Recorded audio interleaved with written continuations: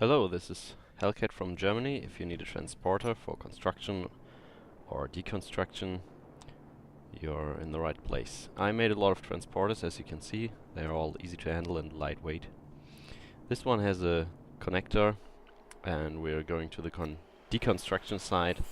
Deconstructing a thruster of this size can be very painful if you have to walk a long way. Especially a beacon can be very annoying. Always make sure the ship is close to the deconstruction site. Make it as close as possible, and as you can see, it's very easy to handle it this way. You can just turn around, unload, turn around again. So let's say you want to unload this container into your main base. You can do it manually.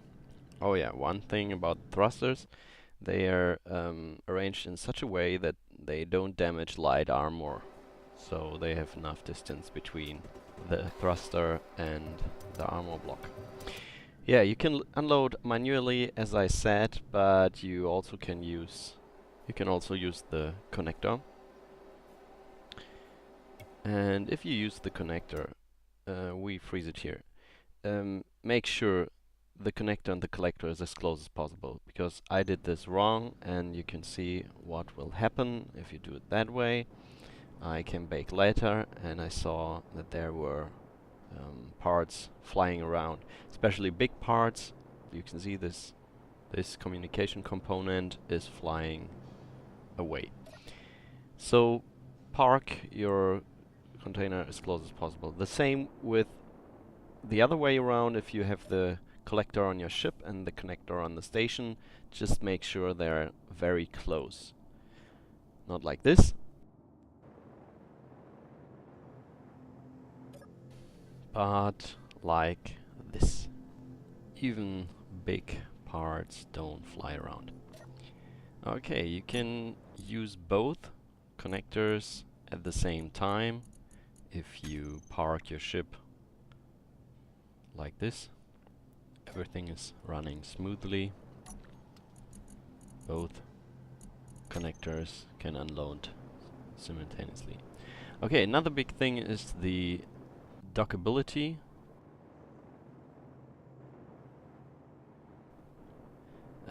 This ship is very closely docked. The next one has a little bit space between the carrier and the transporter, and the last one is the docking version.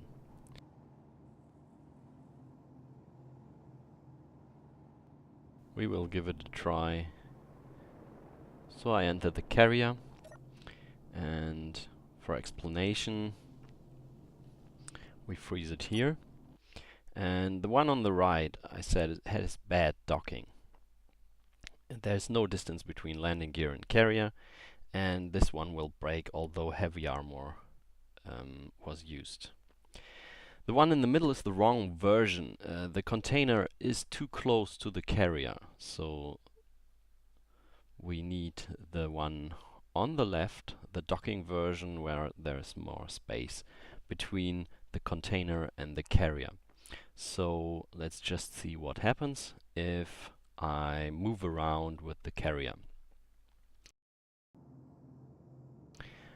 The container, the transporter on the right is exploding right away, and the one in the middle is withstanding a little bit more stress, but as you can see, bye-bye.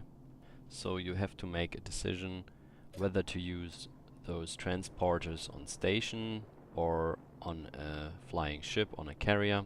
If you use them on a carrier, you have to put one more armor block between the landing gear and the transporter. Okay guys, thanks for listening. I hope you have a lot of fun with my transporters, and leave some feedback. Bye bye.